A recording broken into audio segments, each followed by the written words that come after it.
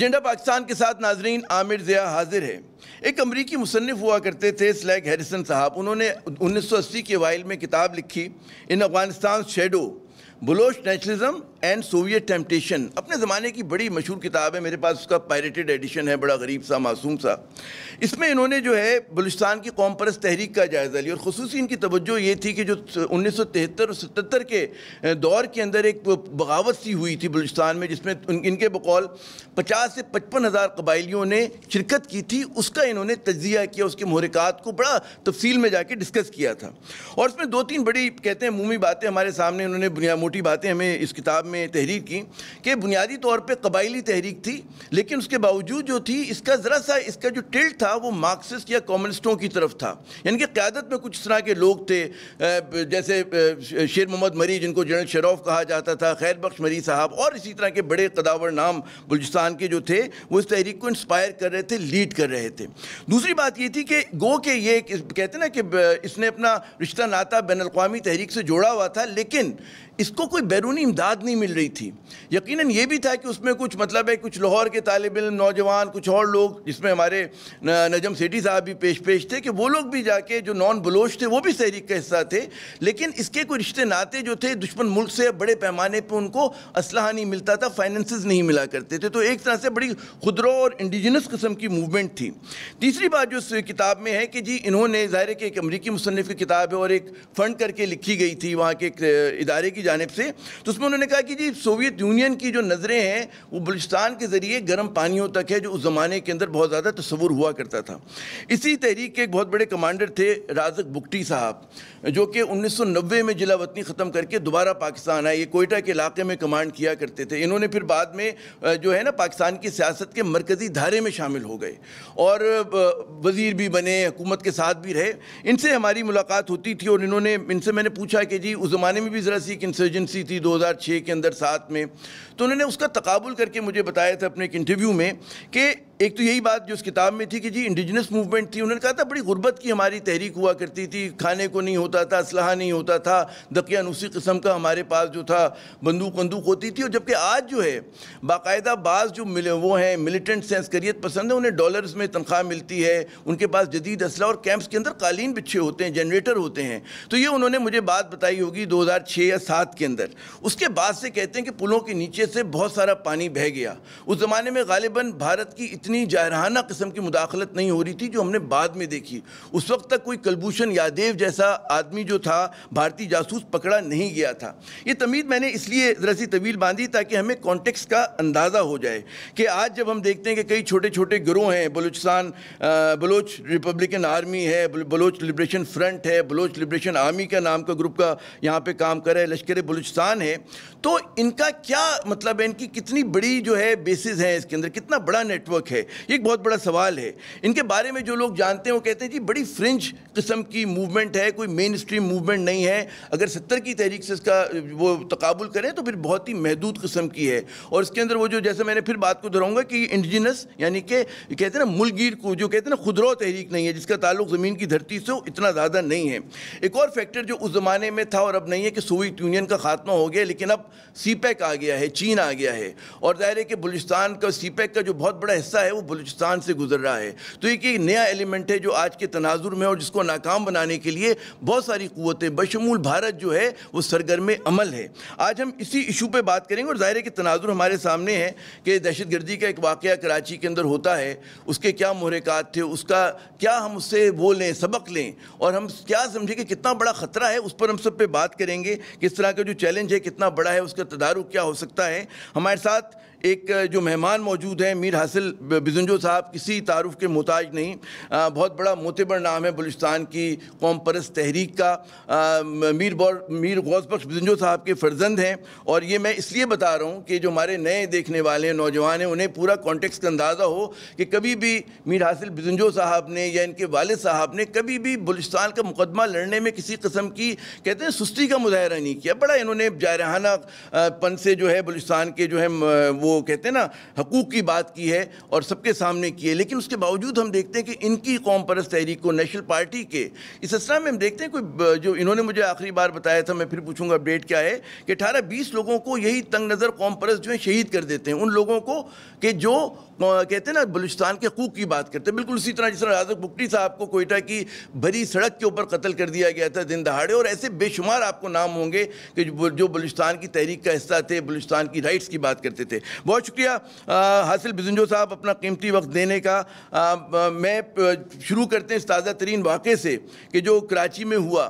کیا آپ سمجھتے ہیں محرکات کیا ہے, کیا خطرے کی گھنٹیاں بج جانی چاہیے ہمارے یہاں کہ جی اب بلوچستان سے نکل کے پہلے جو فرنج دور دراز کے علاقوں میں تھوڑا بہت تقریب کاری کرتے تھے, اب انہوں نے اس بات کی جرت کی کہ کراچی جیسے شہر میں ہماری اسٹاک مارکیٹ پہ حملہ کیا. جی دیکھیں, ایک تو جو آپ نے اپنی انٹرو میں بات کی کہ جو 70 کا دہائی جو تھا اس میں جب بھٹو صاحب نے جب یہ حکومت توڑی نیشنل پارٹی کی, جناب اس فرنٹیئر بولتے تھے, اب خیبر پختونخوا بولتے ہیں, اور بلوچستان میں, تو بلوچستان میں جب بھی اس قسم کی چیز ہوتی ہے تو اس کا ریئیکشن جو ہے وہ پہاڑوں کے جانے میں نکلتا ہے, اور وہ بنیادی طور پہ ریسٹوریشن آف دیٹ گورنمنٹ تھا. مگر اس وقت بھی اس کو آزادی کا نام دیا گیا, جبکہ وہ آزادی کی موومنٹ بالکل نہیں تھی اس وقت. لیکن اب جو یہ جو موومنٹ ہے, پہلے تھوڑا سا اس کو سمجھنے کی ضرورت ہے. جی دیکھیں, یہ موومنٹ جہاں تک خیر بخش مری کا تعلق ہے, وہ شروع سے یہی سلوگن بول بھی رہا تھا, اور اس کا اسٹینڈ بھی یہی تھا کہ ودن پاکستان بلوچوں کا مسئلہ حل نہیں ہو سکتا ہے جب تک ہم پاکستان سے علیحدہ نہیں ہوتے. خیر بخش مری کو ہم لوگوں نے خود کابل میں جا کے کابل سے لایا, جب وہاں پہ مجاہدین کی حکومت ختم ہو گئی اور طالبان جب تک آ گئے تھے. کس کی, نجیب کی حکومت ختم ہو گئی جب وہ مجاہدین آ گئے تھے. تو میں شامل تھا, ہم 730 میں غلام اسحاق کی پرمیشن اور ISI کے کمانڈ میں جا کے ہم نے خیر بخش مری کو وہاں سے لایا. یہاں پہ کوئی مشکل نہیں تھی. خیر بخش مری صاحب اپنی بات کرتے تھے, نہ کوئی بڑا پذیرائی تھا, نہ سننے والا تھا. مگر وہ نواب بھٹی کا واقعہ نے سارے معاملے کو خراب کر دیا. اب اس سے چیزیں اتنی گڑبڑ ہو گئی تو ہمارے ہاتھ سے بھی نکل گئی, دوسروں کے ہاتھ سے بھی نکل گئی. اگر اکبر بھٹی کا واقعہ نہیں ہوتا شاید ہم آج اس مصیبت میں نہیں ہوتے. اچھا, اس کے ہونے کے بعد تقریباً سال تک, 1.5 سال تک, میں کہتا ہوں 3 سال تک بلوچستان میں جو یہ مارا ماری تھا یہ انڈیجینس چلتا رہا. مگر 3-4 سال بعد دیکھیں, ہمارے ہاں بلوچستان میں انڈین انفلوئنس یا انڈین انٹرفیئرنس پہلی دفعہ آیا ہے. الزامات تو 70 سے لگ رہے ہیں, 60 سے بھی لگے ہیں, 60 میں بھی لگے ہیں, 70 کے دہائی میں بھی لگے ہیں. مگر پریکٹیکلی جو انڈین انفلوئنس یا انٹرفیئر جو ہمارے ہاں آیا ہے وہ اس موومنٹ کے بعد آیا ہے. جو میں جب شروع ہوا تھا اکبر بگٹی کے مطلب ہونے کے 4 سال بعد جو ہے, پھر آپ کہہ سکتے ہیں کہ یہاں انڈین انٹرفیئرنس آ گیا تھا. مگر جو بات آپ کہہ رہے ہیں خطرے کی, میں اس کو خطرے کی بات نہیں سمجھتا. اچھا, نہیں, یہ ایسے خطرے کی بات اسی لیے نہیں ہے. This is a very low type of insurgency. یہ کوئی ایسی انسرجنسی نہیں ہے کہ وہ جا کے جو ہے نا پاکستان کے فوج کو شکست دے دے اور اس میں اتنی بڑائی ہو کہ وہ بلوچستان کو آزاد کر لے. پھر دوسری یہ کہ ان کی اپنی پذیرائی جو شروع کے 5 سال میں تھی لوگوں میں, عوام میں, وہ اب نہیں رہی. اب وہ اس طرح ایگزسٹ ہی نہیں کرتا. تو اگر آپ کو یاد ہوگا کہ آج سے 6 سال پہلے یا 8 سال پہلے یہاں خواتین کے جلوس نکلتے تھے, بڑے بڑے جلسے ہوتے تھے. اب ایسا کوئی چیز نہیں ہے. وہ بالکل آئسولیشن میں چلے گئے ہیں. پہلے شہروں سے نکل گئے, پھر دیہاتوں سے نکل گئے, پھر پہاڑوں سے نکل گئے, اب جا کے بارڈرز میں پہنچے. یہ جو 2 واقعات آپ نے دیکھے, ایک چائنیز کس کا کونسلیٹ کا اور آپ کا اسٹاک ایکسچینج کا, یہ میرے خیال میں تھوڑا سا اپنے آپ کو انہوں نے یونیک بنانے کے لیے کیا ہے. کیونکہ یہ کاؤنٹ نہیں ہو رہے ہیں. اب وہ جو بلوچستان کے پہاڑوں میں ایک آدھ لڑائی ہو بھی جاتی ہے تو اس کی ایک رپورٹ چھوٹی سی آتی ہے نہیں آتی ہے. تو میرے خیال میں انہوں نے اپنے نیوسنس ویلیو بڑھانے کے لیے اب انہوں نے یہ اختیار کیا ہے کہ ہم اسٹاک ایکسچینج پہ حملہ کر رہے ہیں اور کس پہ سی پیک پہ حملہ کر رہے ہیں. اچھا، بڑا آپ نے حاصل صاحب بڑا مفصل جواب دیا اور میں سمجھتا ہوں کہ وہ دریا کو کوزے میں بند کر دیا کہ پورا آپ نے ایک ہمیں اوور آل پکچر دے دی ایک بہت ہی کمپیکٹ اس کے اندر. یہ بتائیے کہ کتنا یہ لوگ کہتے ہیں جی بڑی فرنج موومنٹ ہے، آپ کا کوئی تخمینہ ہے، انداز ہے کہ کتنے لوگ اس کے ساتھ منسلک ہوں گے؟ اور جیسے کہ ظاہر ہے کہ مین اسٹریم بلوچستان کی سیاست میں ان کی اتنی پذیرائی نہیں ہے. جی دیکھیں، میرے خیال میں ان کی مختلف ایریاز میں مختلف سچویشن ہے. مثلا مکران میں ان کی تعداد تھوڑی زیادہ ہوگی، ممکن 1500 ہوں، 1600 ہوں. اسی طرح باقی آپ جگہوں پہ درمیان میں جائیں گے، سینٹرل بلوچستان میں یہ ایگزسٹ ہی نہیں کرتے. اور اسی طرح آپ کے بہت سے ڈسٹرکٹس میں جیسے دالبندین ان علاقوں میں جہاں آپ کا منرل ایریا ہے they don't exist from very beginning، وہ ہوتے ہی نہیں. اس کے بعد پھر جا کے تھوڑا سا بولان میں 500 ہوں گے، 800 ہوں گے، اس طرح ہوں گے. پھر جا کے مریوں کے علاقے میں تھوڑا بہت ہوگا. میں اس کی اسٹرینتھ کو اتنا بڑا تھریٹ نہیں سمجھتا. درست. اچھا، اس کا جو آپ موازنہ اگر کریں، تھوڑی سی میں نے بھی اس پہ بات کی لیکن ظاہر ہے کہ آپ کی بات کرنا اور ہوگا کہ 1970 کی تحریک اور آج کی تحریک کا موازنہ نہیں کیا جا سکتا کسی بھی صورت میں، کہ وہ جس اسپرٹ کے اندر تھی اور جو آج چل رہا ہے معاملہ. اب تو یہ بالکل ہی اب کیونکہ جو موومنٹ تھی اس کو ہم انڈیجنس اسی لیے کہتے ہیں کہ وہ پولیٹیکل لوگوں کی تھی. اس میں سارے لوگ پولیٹیکل تھے، سیاسی لوگ اس میں تھے، اور ایک کور تھا نیشنل عوامی پارٹی کا. نیشنل عوامی پارٹی ایک سیاسی جماعت تھی، وہ اس موومنٹ کا کور تھا. اس کے پاس تو نہ کوئی پولیٹیکل پارٹی ہے، یہ تو الٹا پولیٹیکل پارٹیوں کو مار رہے ہیں، اور نہ ان کا کوئی سیاسی جماعت ہے. ایک بات ہوئی ہے نئی چھوٹی سے کہ ان کے درمیان پچھلے دنوں سوشل میڈیا میں ان کی ایک کوئی کمانڈر جو ہے ان کا حمل حیدر نے ایک انٹرویو کیا اور اس نے یہ کہا ہے کہ جی ہمیں ان لوگوں کو بھی دیکھنا پڑے گا جو پاکستان میں سیاست کرتے ہیں، جو وہاں پر بلوچوں کے لیے جدوجہد کر رہے ہیں. کچھ ایسے گروپس بھی ان کے اب پیدا ہو رہے ہیں. تو میں سمجھتا ہوں کہ یہ اب جتنا لمبا ہو جائے گا ان کی فرسٹریشن بڑھے گی. they cannot fight. اچھا، یہ ظاہر ہے کہ جب فرسٹریشن بڑھتی ہے تو پھر لوگ جو ہیں بعض اوقات جو ہے ہمت بھی ہار دیتے ہیں اور بعض اوقات بڑے ایکسٹریم اسٹیپس بھی لیتے ہیں. اب مجھے جیسے یاد ہے ایک بار آپ سے پہلے بات ہو رہی تھی کچھ سال پہلے، تو آپ نے بتایا تھا کہ نیشنل پارٹی کے کارکن بہت زیادہ نشانے پہ رکھے گئے، کئیوں کو شہید کیا گیا. اسی طرح دیگر جو نیشنلسٹ قوتیں ہیں جو بلوچستان کے حقوق کی بات کرتی ہیں اور مین اسٹریم پالیٹکس کرتی ہیں، کیا صورتحال ہے؟ آپ کی پارٹی نے کتنا نقصان اٹھایا، کتنا زیادہ ٹارگٹ کیا گیا؟ سر ہمارے تقریباً 10 سے 12 تو انہیں لیڈرشپ کے لیول کے لوگ مارے. اس کے علاوہ 40-50 تو ہمارے ورکرز نے مارے، بڑی تعداد. اسی طرح نہیں مارے، باقی پارٹیوں کے بھی مارے ہیں، مختلف پولیٹیکل پارٹیوں کے. بلکہ ہم سے تو ان کا جھگڑا دوسرا ہے. ہم سے ان کا جھگڑا یہ ہے کہ آپ لوگ فیڈریشن کی بات کرتے ہو اور ہم فیڈریشن کے خلاف ہیں. تو لہٰذا آپ لوگ فیڈریشن کا بات کرنا چھوڑ دیں تو ہم آپ کو نہیں ماریں گے. مگر ہمارا ایک پولیٹیکل اسٹینڈ ہے، ہم پاکستان میں رہ رہے ہیں، ہمارا ایک اپنا نظریہ ہے، ایک اپنا سوچ ہے کہ ہم پاکستان میں ایک بلوچ کی حقوق کی بات کریں گے، فیڈریشن کی بات کریں گے. ہمیں ایک ٹرو فیڈریشن کی ضرورت ہے. ہم امبیٹ آف 1973 کانسٹیٹیوشن رہیں گے، اس سے باہر نہیں نکلیں گے. یہی ہمارا جھگڑا ہے جس کی وجہ سے وہ نہ ہمیں پولیٹیکل ایکٹیویٹی کرنے دیتے ہیں، جہاں ہم نظر آتے ہیں ہم لوگ کو مار دیتے ہیں. مطلب میں ایک ایسا آدمی رہا ہوں کہ میں ایک اپنی سوزوکی گاڑی کے ساتھ سارا بلوچستان گھومتا رہا ہوں، مجھے کوئی پوچھنے والا نہیں رہا ہے. مگر آج میں جو ہے بغیر اپنے گھاٹ پریڈ کے، جب تک میرے پاس گنز والے نہیں ہوں گے میں دورے پہ نہیں جا سکتا ہوں. مجھے اور کسی سے خطرہ نہیں ہے. مجھے اگر خطرہ ہے تو کسی سے خطرہ ہے.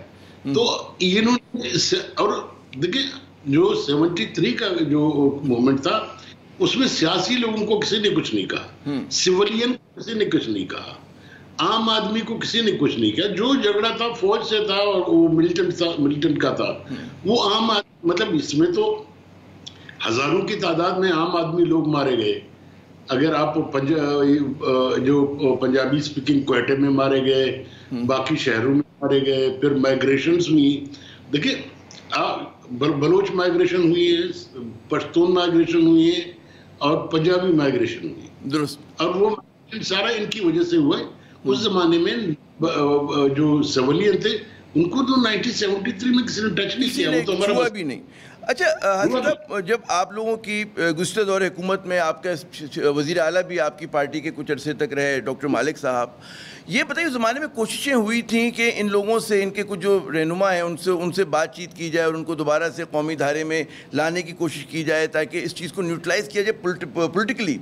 کیا وہ والا اب اس سے بھی چیزیں آگے بڑھ گئی ہیں, وہ اس قیادت سے بات نہیں ہو سکتی؟ کیا صورتحال کیا ہے, اور اس وقت کیوں نہیں جو ہے وہ کوششیں آپ لوگوں کی تمام تر سنسیریٹی کے باوجود, خلوص کے باوجود کامیاب نہ ہو پائی تھیں؟ جی اس میں آپ کو 1-2 منٹ ہوں گے, تھوڑا مجھے ڈیٹیل میں جانا پڑے گا. جی پلیز, برائے مہربانی جائیے. سر دیکھیں بات یہ ہے کہ وہاں پہ میری جو ابھی آپ سے کہوں گا کہ وہاں پہ غلطی ہماری اسٹیبلشمنٹ کی تھی. اچھا ہوا یہ کہ جب ڈاکٹر مالک نے لندن سے مجھے فون کیا کہ یار اس طرح براہندہ ملنا چاہتا ہے تو میں کیا کروں, میں نے کہا آپ اس سے مل لی. لیکن براہندہ بنیادی طور پہ اکبر بگٹی کے جانے کی وجہ سے بھئی فورس چلا گیا, اس کو جانا ہی نہیں تھا. خیر وہ چلا گیا. اس نے ڈاکٹر میں تھوڑا جلدی کر لیتا ہوں تاکہ میری پوری بات آ جائے, کیونکہ ڈاکٹر نے جب وہاں سے آیا تو اس نے مجھے ہی رپورٹ کیا یار اس طرح بات ہوئی میری, تو وہ اندازہ آنے کو تیار ہے. پھر ہم لوگ گئے دونوں نواز شریف کے پاس, نواز شریف نے بھی ایگری کیا, اس نے اچھی بات ہے. پھر نواز شریف نے ایک میٹنگ بلائی جس میٹنگ میں نواز شریف, راحیل شریف, چودھری نثار, ڈاکٹر مالک, میں اور جنرل قادر تھے.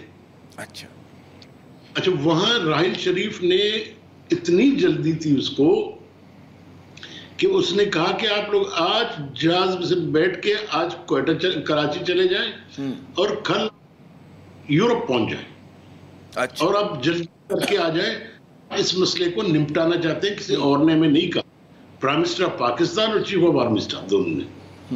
تو ہم لوگوں نے اس پروسیس کو سٹارٹ کیا. جب ہم نے پروسیس سٹارٹ کی, جب بات چیت ہو گئی, پھر ہم نے آ کے دوبارہ پرائم منسٹر کو رپورٹ کیا, پھر چیف آف آرمی اسٹاف کو رپورٹ کیا, پھر سب کو ہم نے ساری چیزیں بتائیں. سب ایگری تھے, آرمی چیف بھی ایگری تھا, پرائم منسٹر بھی ایگری تھا, جو انٹیریئر منسٹر ایگری تھا. اسی دوران ہماری وہ چینج آف گارڈ ہو گئی کہ وہ 2.5 سال کے بعد نیا چیف منسٹر آ گیا. درست. اس کے بعد یہ معاملہ غائب ہو گیا. اب اس کے کیا ریزن تھے, کچھ کہتے ہیں کہ نہیں جی اسٹیبلشمنٹ نہیں مان رہا تھا, کچھ کہہ رہے ہیں نہیں اس پہ توجہ نہیں دی گئی, آئی ڈونٹ نو. مگر اگر وہ ہوتا وہ بہت بڑا بریک تھرو ہوتا. آج ہم آپ کا سیاسی تجربہ, آپ کی سیاسی فراست کیا کہتی ہے کہ وہ جو ایک عمل ٹوٹ گیا تھا اس کو بحال کیا جا سکتا ہے؟ پلوں کے نیچے سے اتنا پانی گزر گیا کہ ممکن ہی نہیں ہے یہ چیز. میرے خیال میں ایسا نہیں ہے, اب بھی بات کی جا سکتی ہے, مگر بات یہ ہے کہ بات سیریس لوگ کریں. اور سیریس سے علاوہ میری تو رائے یہ کہ کیونکہ اکبر بگٹی کبھی غریب اینٹی پاکستانی رہا نہیں, وہ تو اس پہ تو ہمارا الزام تو پرو اسٹیبلشمنٹ کا رہا ہے. تو اسی لیے کوئی ایسا انٹینشن نہ پہلے تھا نہ اس کے بعد. ظاہر ہے کہ اس کا جو مناسبہ تھا, تو ان کا اگر ہوتا تو وہ نہیں کہتا میں آ جاؤں گا.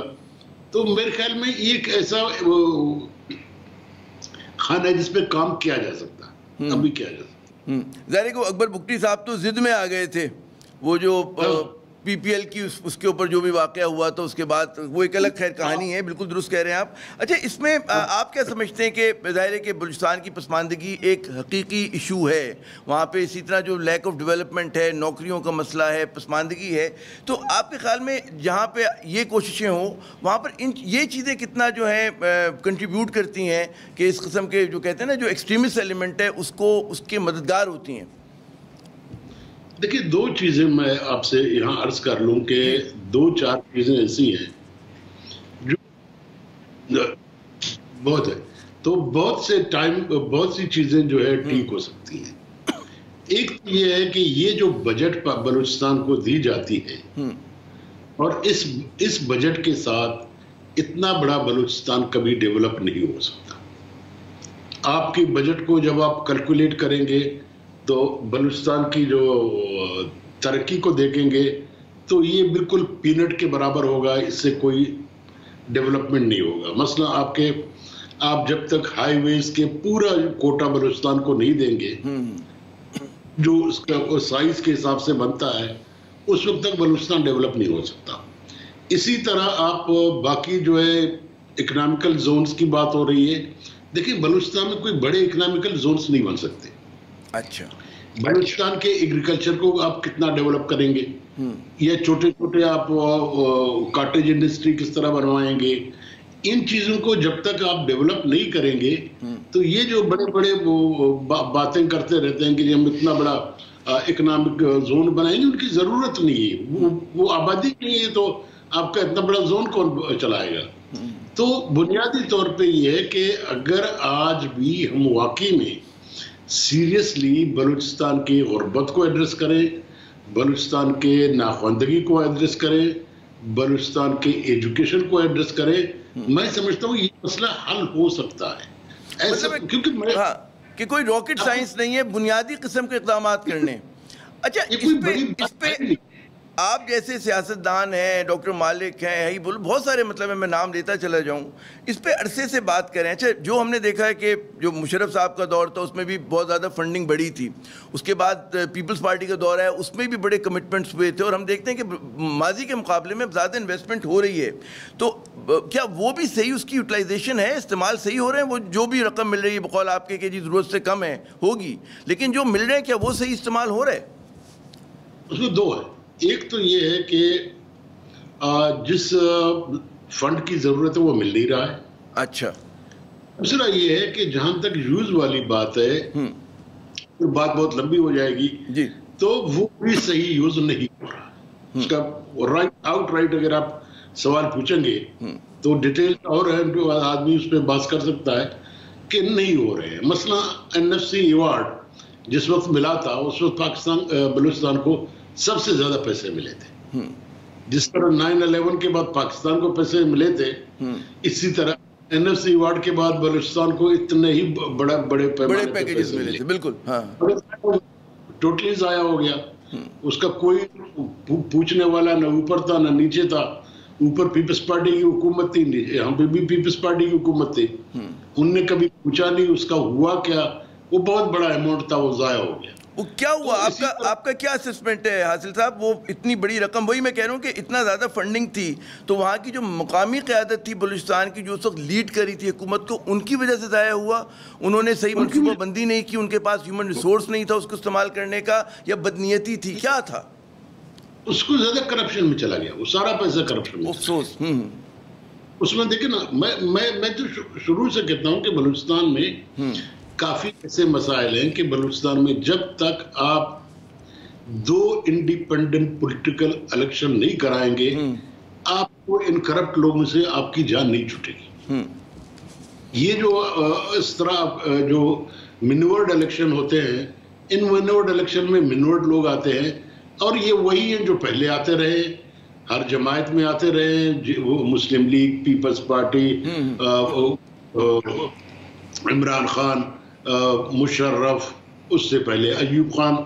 تو جب تک آپ نئی پود کو اس طرح انڈیپینڈنٹلی نہیں اگنے دیں گے تو یہ جو مصیبت ہے اس سے آپ جان نہیں چھوٹے گی. اچھا، یہ جو آپ نے بڑی اہم تجویز دی کہ جی انتخابات ہوں، اب وہ بلوچستان کی جو اسمبلی ہے، پروونشل اسمبلی، اس کو کہا جاتا ہے ہاؤس آف لارڈز، کہ قبائلی سرداروں کی اکثریت ہوتی ہے، ان بڑے لوگوں کی اکثریت ہوتی ہے.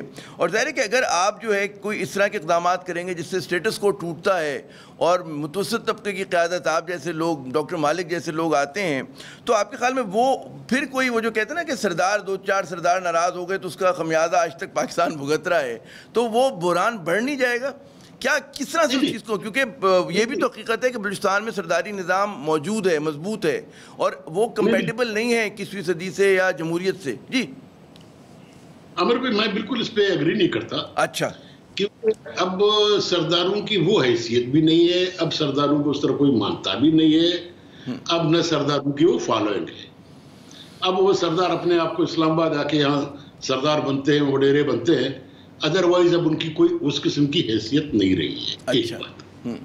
دوسری بات یہ ہے کہ اب جو ہے ایک وہ سردار تو اپنی جگہ ہے, اب چھوٹے چھوٹے جو یہ مستقل 2-4 دفعہ منتخب ہو کے آئے ہیں, وہ تو ان سرداروں سے بڑے سردار بن گئے ہیں, جو کہ مڈل کلاس کے لوگ تھے یا لوور مڈل کلاس کے لوگ تھے.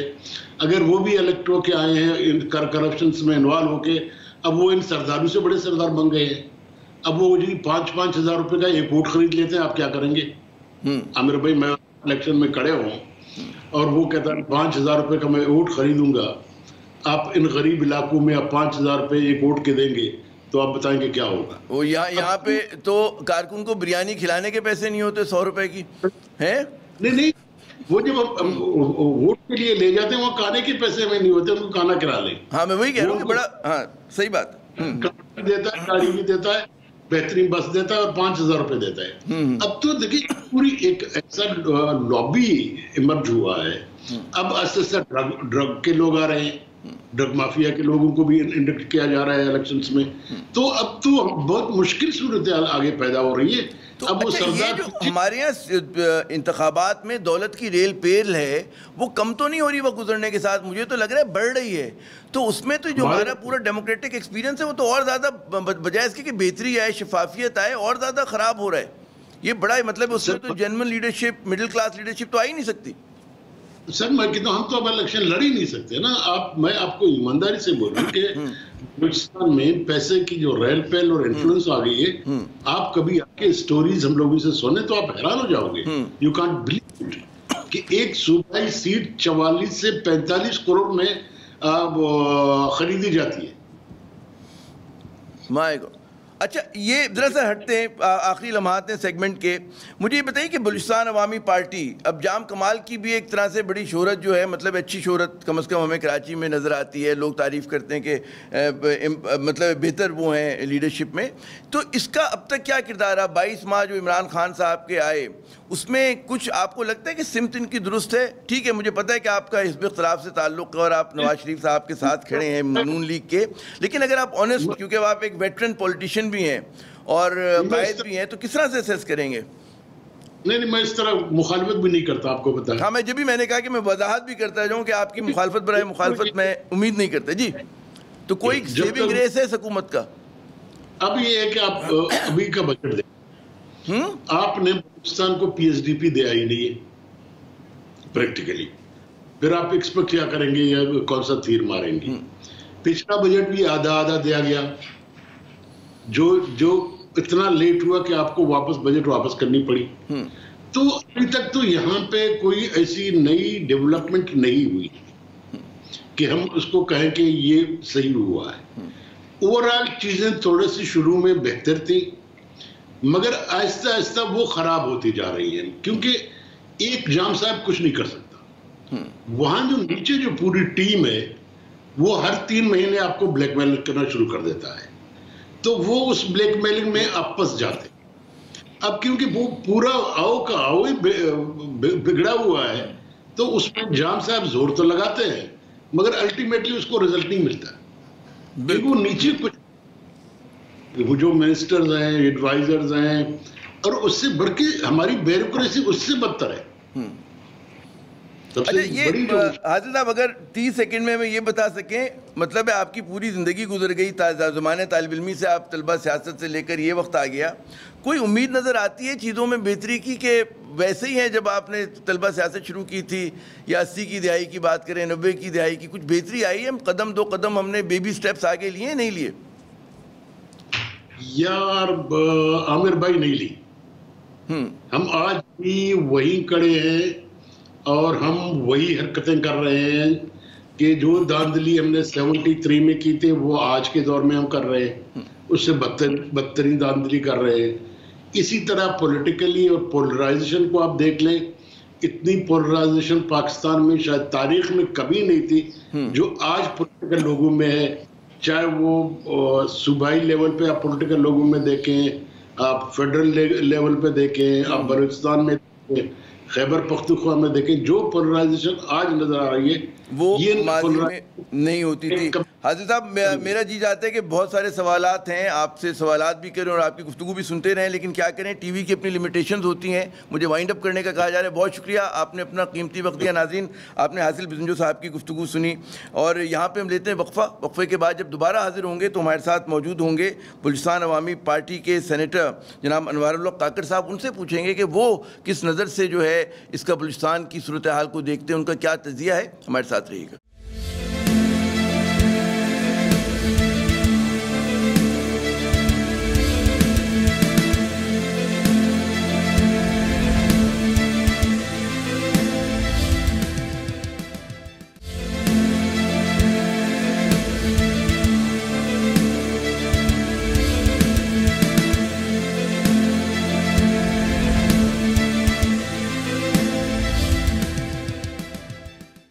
پروگرام میں ناظرین ایک مرتبہ پھر خوش آمدید. بات ہو رہی کچھ بلوچستان میں دہشت گردی کی جو تازہ ترین لہر ہے، اس کی وجوہات کیا ہیں، محرکات کیا ہیں، اور اس سیگمنٹ میں ہم جانیں گے کچھ حکومت کا موقف. حکومت کے الائے پارٹی ہے بلوچستان عوامی پارٹی، ان کے سینئر ترین رہنما محترم سینیٹر انوار الحق کاکڑ صاحب ہمارے ساتھ موجود ہیں. اسلام آباد سے ہمیں جوائن کیا ہے انہوں نے، اور ہم ان سے پوچھیں گے کہ حکومت کس نقطہ نظر کیا اس معاملے پہ. کاکڑ صاحب، یہ جو تازہ ترین واقعہ ہوا ہے کراچی میں، اب دیکھیں ایک زمانے میں تو صرف بلوچستان تک جو تھا چیزیں محدود تھیں، دائرہ کار بڑھانے کی کوشش کی جا رہی ہے، اس کا بی ایل اے نے رسپانسبلٹی اس کی لی ہے. آپ سمجھتے ہیں کہ کیا خطرے کی گھنٹی بج جانی چاہیے؟ کوئی بہت مطلب ہے تشویش کی بات ہے یہ؟ بہت شکریہ. دیکھیں عامر، اس کی ملٹیپل نوانسز ہیں، مختلف پہلو ہیں. ایک انٹرنل آسپیکٹ ہے جو اندرونی پہلو ہے، اس کو سمجھنے کی ضرورت ہے، اور دوسرا اس کا ایکسٹرنل پہلو ہے، پھر اس پہ بھی بات کریں گے. انٹرنل پہلو میں میں آپ کو عرض کرتا ہوا چلوں کہ جو 4-5 تنظیمیں ہیں، پہلے ان کی نیچر کیا ہے، یہ ان کی اسٹیٹڈ پوزیشن کیا ہے، یہ چاہتے کیا ہیں. یہ چاہتے ہیں کہ ایک نئی مملکت کا وجود آئے جس کا نام آزاد بلوچستان جس کو یہ کہتے ہیں، اور اس کے حصول میں یہ مسلح جدوجہد کو درست سمجھتے ہیں، اور اس مسلح جدوجہد میں یہ کسی بھی پاور سے، چاہے وہ ہندوستان ہو یا کوئی اور ہو، اس سے مدد کے حصول کو جائز تصور کرتے ہیں، درست تصور کرتے ہیں. ان کے ہاں یہ کوئی ڈس لائلٹی نہیں ہے، یہ کوئی ڈس سروس نہیں ہے. بہت سارے لوگ یہ سمجھتے ہیں کہ ہم حکومتیں یا ریاستیں سرٹیفکیٹس بانٹ رہی ہیں، ایسا نہیں ہے. یہ سیلف سرٹیفائیڈ ایکشنز ہیں جس کو وہ پبلکلی انہوں نے یہ پوزیشن لی ہوئی ہے کہ یہ اس طرح کے امداد کا لینا جو ہے وہ بالکل درست ہے. اب اچھا، سے پہلے اب آگے بڑھیں، مجھے ایک وضاحت کر دیں. ایک وضاحت کر دیں. آپ کہہ رہے ہیں کہ 4-5 گروہ ہیں، بی ایل اے ہے، بلوچستان لبریشن فرنٹ ہے، اس میں پھر لشکر بلوچستان آ جاتا ہے، 1-2 نام اور ریپبلکن آرمی آ جاتی ہے. لیکن سوال یہ کہ کیا یہ فرنج موومنٹس ہیں؟ یہ کیا مطلب ہے ان کو ایکسیپٹنس ہے وہاں پر عوام میں، یا بہت ہی مطلب ہے محدود پیمانے پہ چھوٹے موٹے گروہ ہیں اور بہت ہی آئسولیٹڈ ہیں یہ؟ جی میں اسی طرف آ رہا تھا. اچھا، اب ان کا جو یہ کلیم ہے، بلوچ ایتھنیسٹی ایک تو بلوچستان کے اندر رہائش پذیر ہے، پھر وہ انٹیریئر سندھ میں کافی نسلاً بلوچ لوگ رہتے ہیں، پھر ہمارے سدن پنجاب میں ایک خاصی بڑی تعداد میں ہیں، ایران میں موجود ہیں، افغانستان میں موجود ہیں. لیکن اس مومنٹ میں آپ دیکھتے ہیں کہ 2-3 تحصیلیں جو بلوچستان کی ہیں یا 2 ضلع جو بلوچستان کے ہیں وہ زیادہ ایکٹیو ہیں. یہ جو انٹائر ایتھنک بلوچ گروپ ہے، یہ پورے کا پورا اس موومنٹ کے پیچھے ہمیں نظر نہیں آتا.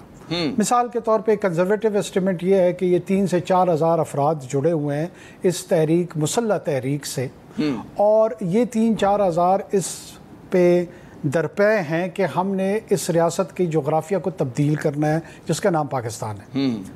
اب پوسٹ 2008 جب جلنکیانی چیف بنے تو ایک انہوں نے اسکیم انٹروڈیوس کی کہ جن لوگوں کی ریپرزنٹیشن نان کمیشنڈ جو لوگ ہیں پاکستان کی فوج میں کم ہے، ان کو بڑھایا جائے تاکہ کیریکٹر آف نیشنل آرمی جو ہے وہ بڑھ جائے. اس پالیسی کے تحت پنجاب کا کوٹا کم کر کے بلوچستان کا کوٹا بڑھایا گیا.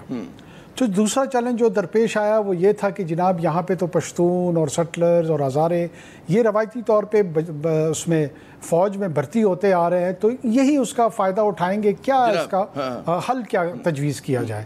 تو حل اس کا یہ تجویز کیا گیا کہ اس کو پھیلایا گیا ضلع کی سطح پہ, جس سے ظاہر ہے پری ڈومینیٹڈلی جو بلوچ پاپولس ڈسٹرکٹس ہیں ان کی تعداد بڑھ گئی.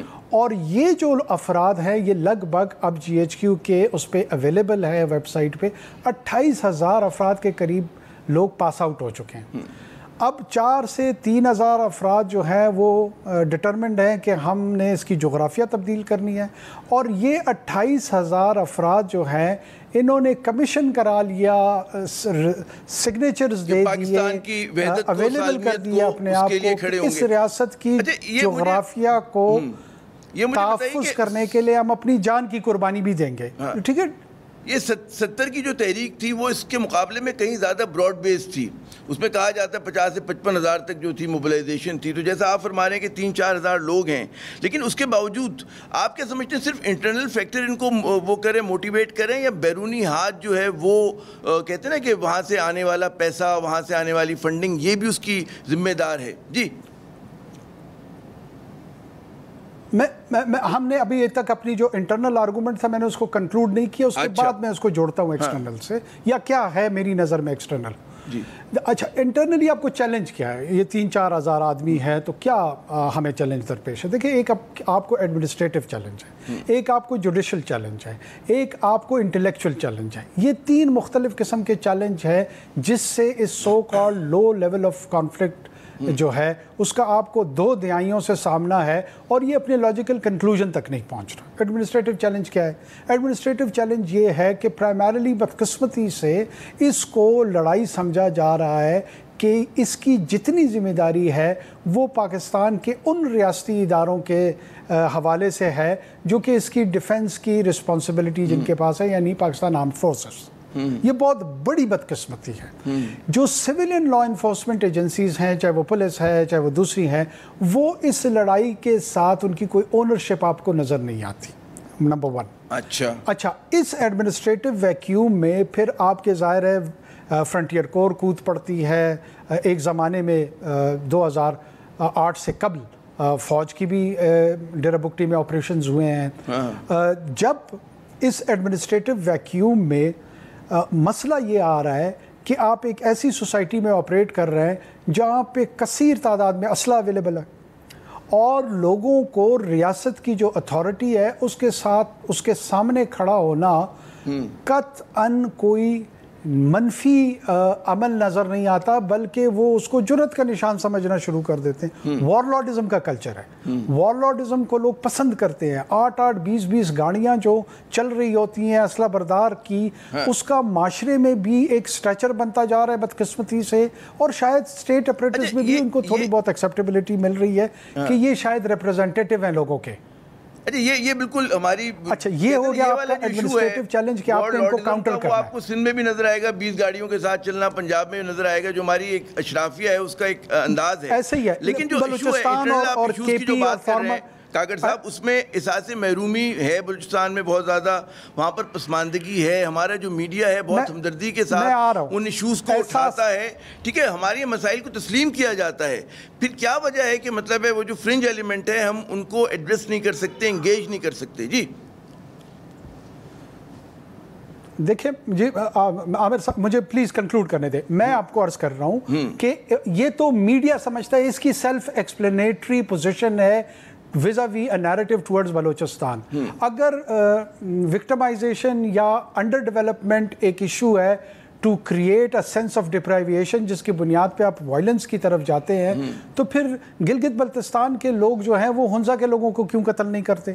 پھر جی بی کے لوگ نیچے آ کر کوہالہ کے لوگوں کو کیوں نہیں مارتے؟ پھر ساؤتھ پنجاب کے لوگوں کو چاہیے کہ لبرٹی لاہور میں جو ہے نا وہاں دھماکے کیا کریں. پھر چاہیے کہ انٹیریئر سندھ کے لوگ اٹھ کے جو ہے نا لاڑکانہ میں جو پولیٹیکل ایلیٹ ہیں ان کو ٹارگٹ کرے. ایسا نہیں ہو رہا. پھر چاہیے کہ جو ارسٹ وائل فاٹا تھا وہاں پہ لوگ آتے اور گورنر جو کے پی کا تھا اس کو ٹارگٹ کرتے. چیف منسٹر کو ٹارگٹ کرتے. لیکن یہ تو مفروضوں پہ بات ہو گئی نا. میرا یہ کہنا ہے کہ احساس محرومی بلوچستان کی جینون ہے, پسماندگی جینون ہے, تو کیا وجہ ہے؟ مطلب جبکہ اس پہ ہمدردی سے بات بھی ہو رہی ہے, ہماری مین اسٹریم پولیٹیکل پارٹیز بھی کر رہی ہیں, میڈیا بھی کر رہا ہے, تو یہ جو ایک آپ کو گیپ نظر آ رہا ہے جو آپ کہہ رہے ہیں کہ اور جگہ پہ نہیں ہے صرف یہاں پر ہے, اس کی پرٹیکولر وجہ اگر مختصراً, کیونکہ ہمارے پاس سوال کافی اور وقت کم ہے, جی اگر ہم تھوڑا سا اپنی سپیڈ بڑھا لیں, تیزی کے ساتھ چلیں, کور کریں. جی بھائی, میں یہی کہہ رہا ہوں کہ یہ اس قسم کی موومنٹس میں یہ نیریٹو جنریٹ کیا جاتا ہے, اور جب ایکسٹرنل ایلیمنٹ ان کے ساتھ مل جاتا ہے, وہ ان کے ہینڈلرز ان کو بتاتے ہیں کہ آپ کا جو ہدف ہے, جو آپ کی منزل ہے, وہ اسی وقت حاصل ہو سکتی ہے جب آپ آرمڈ اسٹرگل کریں, اپنی جانوں کی قربانی دیں, دوسروں کی جانیں لیں.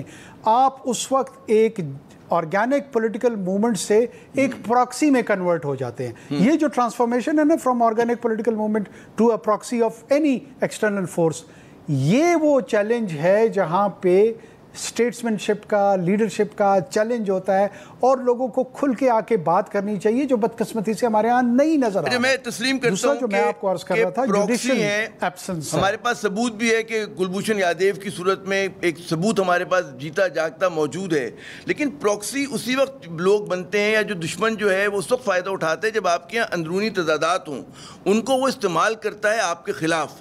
تو پہلا مسئلہ تو ہمارا اپنا آ جاتا ہے کہ جی اندرونی تضادات ہیں, کنٹرڈکشنز ہیں, کہ جس کو ہمارا جو کہتے ہیں نا کہ دشمن ملک استعمال کر رہے ہیں. تو پہلا کرٹیسزم یا تنقید تو ہماری اپنے اوپر ہونی چاہیے.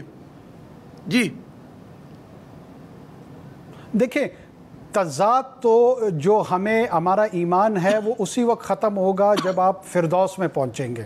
فردوس کے حصول سے پہلے تضادات ہی رہیں گے زندگی میں.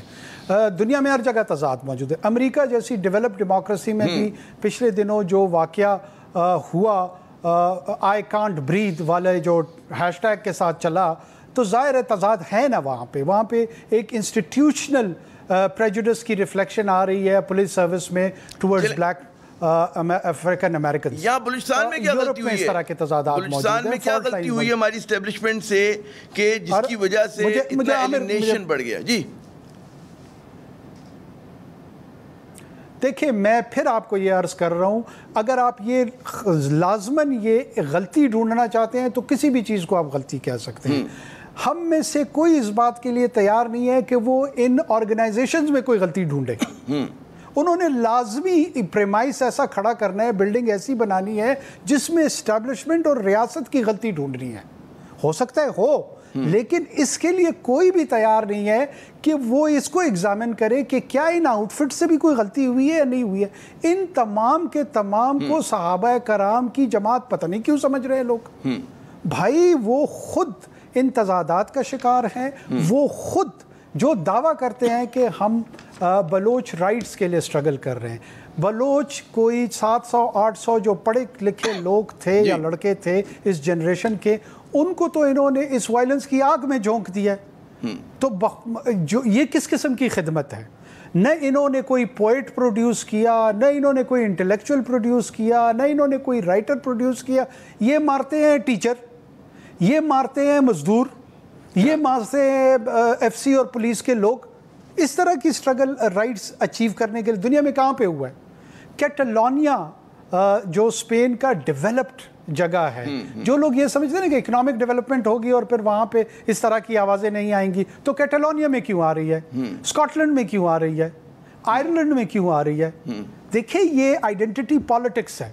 آئیڈینٹی پالیٹکس میں ایون اگر آپ ایکسٹریم اکنامک ڈیولپمنٹ یا میٹیریل ڈیولپمنٹ ریئلائز کر لیں, تب بھی یہاں پہ ایک ڈسٹنکٹ گروپس کے طور پہ وائسز ریز ہوں گی. لیٹس ایڈمٹ چاہیں گے کہ اپنی شناخت کو اسرٹ کریں. اور جو نیشن سٹیٹس ہیں وہ جیلسلی اپنے آپ کو, اپنی ٹیریٹری کو گارڈ کرتی ہیں. It's a contest between the two. اچھا, یہ جو ہے کہ ٹھیک ہے انٹرنل کنٹرڈکشن ہے, اس میں کچھ بقول آپ کے کہ جی ریاست سے بھی غلطی ہوئی ہوگی, یقیناً ہوئی ہوگی, پسماندگی ہے فیکٹر, ان کے اوپر بھی الزام جاتا ہے. جو اصل ایک سوال ہے وہ آپ جیسے مطلب سیاستدانوں کے لیے بھی ہے, ہماری اسٹیبلشمنٹ کے لیے بھی, حکومت کے لیے بھی, کہ اس مسئلے کا اس کا حل کیا ہے, what is the way out, کیا سجیسٹ کریں گے؟ ایک تو یہ کہ جی آپریشن کی لوگ بات کرتے ہیں, ٹھیک ہے آپریشن ہو رہا ہے, لیکن ساتھ ساتھ آپ کے خیال میں اور کون سے اقدامات کرنے چاہیے کہ جس کے وجہ سے, جس کی مدد سے جو ہے چیزیں نیوٹرلائز ہوں اور کہتے ہیں نا کہ بہتری کی طرف جائیں؟ کیا آپ اسٹیپس وہ کریں گے, سجیسٹ کریں گے؟ دیکھیں, میری نظر میں کوئی آپریشن نہیں ہو رہا. یہ لوگوں کو ایسے ہی ہم اپنے آپ کو دھوکہ دے رہے ہیں, ہماری خوش فہمی ہے کہ آپریشن. کون سی آپریشن؟ اچھا, کوئی ڈی جی ایم او نے, ایم او ڈائریکٹریٹ نے فوج بھیج دیا. جو آپ نے آپریشن وزیرستان میں کیا ہے اس کا عشر اشیر بھی بلوچستان میں نہیں ہوا. یہ کوئی یہ مس لیڈ کرنے والی باتیں ہیں. کوئی آپریشن نہیں ہو رہا. جو فرنٹیئر کور کی کا کردار ہے وہاں پہ پولیسنگ کا ہے. ان کو پروونشل گورنمنٹ نے ریکویزیشن ان کی ہے کہ جی پولیسنگ کے رول میں آپ آ کے ہمارے ساتھ ایک کردار ادا کریں, جس میں کچھ مکران ڈویژن میں ہے, کوئٹہ شہر کے اندر ہے. کوئی کہیں پر جنون ایکچوئل ملٹری آپریشن جو ہے وہ بلوچستان میں نہیں ہو رہا. اچھا, اب آ جاتے ہیں کہ حل کیا ہے اس کا. دیکھیں حل اس کا اگین اس کی ایک ٹو پرونگ یا ملٹیپل پرونگ آپ کو اپروچ رکھنی ہوگی. ایڈمنسٹریٹو ایکشنز ہیں. ایڈمنسٹریٹو ایکشنز میں یہ تمام چیزیں ہیں جن کا میں ذکر کرنا چاہ رہا تھا جو مجھ سے نہیں ہو پایا. جو جوڈیشل ویکیوم ہے, جو کرمنل جسٹس سسٹم کے اندر ویکیوم ہے, آپ لوگ پکڑتے ہیں, ان کو پروسیکیوٹ کرنے کی کوشش کرتے ہیں, وہ چھٹ جاتے ہیں. 80 قتل کیے ہیں, 70 قتل کیے ہیں, 50 قتل کیے ہیں, ایویڈنس نہیں ہے. چلیے یہ پوائنٹ نوٹڈ. اگلا میرے پاس 2 منٹ اور ہیں, انفارمیشن اویلیبل ہے, وہ کورٹ میں. ہاں, میں کہہ رہا ہوں اگر ہیڈ لائن میں بات کرتے ہیں انشاءاللہ تفصیل میں دوبارہ کہ جوڈیشل ریفارمز کی ضرورت ہے آپ ایک, اور اس کے علاوہ 2-4 اسٹیپس کیا ہوں گے؟ دیکھیں آپ کو جو ڈیولپمنٹ کا یا پولیٹیکل اپروچ ہے وہ تو ساتھ ساتھ چلتی رہے گی, لیکن آپ کو یہ ایڈمنسٹریٹو رسپانسز دینے ہوں گے. جو 1.25 کروڑ لوگ جو پرامن طریقے سے جینا چاہتے ہیں, کیا ان کا حق نہیں ہے کہ ان کو امن دیا جائے؟ یہ ان 4000 لوگوں کا حق ہے کہ ان کے حقوق کے لیے لوگ بات کرتے ہیں. یہ 1.25 کروڑ لوگ کہاں جائیں؟ ہم ہندوستان سے مانگے کہ آپ ہمیں آئیں, ہیلپ کریں اور ہماری مینٹیننس رکھیں لا اینڈ آرڈر کی.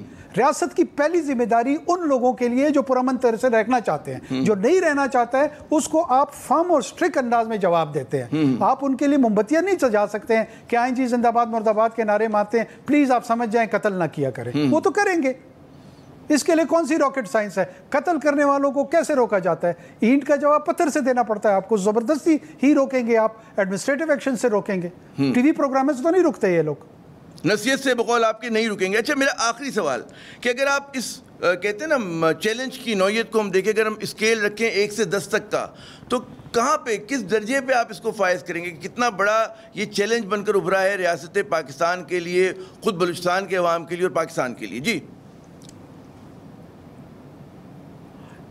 یہ 1 to 10 آپ کے لیے چیلنج ہے, اور اس کی ریزن اس کی کیپیسٹی نہیں ہے, اس کی ریزن آپ کی کنفیوژن ہے. آپ کے لیے سب سے بڑا چیلنج ٹی ٹی پی تھا, لیکن چونکہ آپ کی کنفیوژن دور ہو گئی وہ چیلنج ختم ہو گیا. یہاں پہ یہ اس کی نسبت 1/10 بھی چیلنج نہیں ہے, لیکن چونکہ آپ کنفیوز ہیں, اسٹیٹ اپریٹس کنفیوز ہے, انٹیلیجنشیا کنفیوز ہے, مین سٹریم میڈیا کنفیوز ہے, لہٰذا یہ ایک ایسا زخم ہے جو رستہ جا رہا ہے اور اس کا کوئی حل نہیں نکل رہا. مسئلہ اتنا بڑا نہیں ہے, لیکن ہمیں کنفیوژن کو دور کرنا ہوگا. بہت بہت شکریہ انوار الحق کاکڑ صاحب, آپ نے اپنا قیمتی وقت دیا. ناظرین, آپ نے سینیٹر صاحب کی گفتگو سنی. ان کا کہنا ہے کہ جی کنفیوژن چاہے کسی بھی سطح پر ہو, چاہے میڈیا میں ہو, چاہے حکومت میں ہو, چاہے اسٹیبلشمنٹ میں ہو, اس کو دور ہونا چاہیے. اور جو 3 سے 4 ہزار لوگوں نے یرغمال کیا ہوا ہے پورے بلوچستان کو, اور اس کی اب جو ہے دائرۂ کار کو وسیع کرنے کی کوشش کریں, ایسا نہ ہو. لیکن ساتھ ساتھ یقیناً کہ جہاں پہ اس طرح کے تخریب کاروں سے آپ کو آہنی ہاتھوں سے نمٹنا ہے, وہاں پہ ساتھ ساتھ جو بہت ضروری ہے کہ جو بلوچستان کا احساس محرومی ہے اسے دور ہونا چاہیے. وہاں پہ ترقی ہونی چاہیے, وہاں پہ جوڈیشل ریفارمز ہونے چاہیے, پولیس ریفارمز ہونے چاہیے, تعلیمی ریفارمز ہونے چاہیے, اور یقیناً اس چیز میں کوئی دو رائے نہیں ہے. عامر ضیاء کو اگلے پروگرام تک کے لیے اجازت دیجیے گا. خدا حافظ.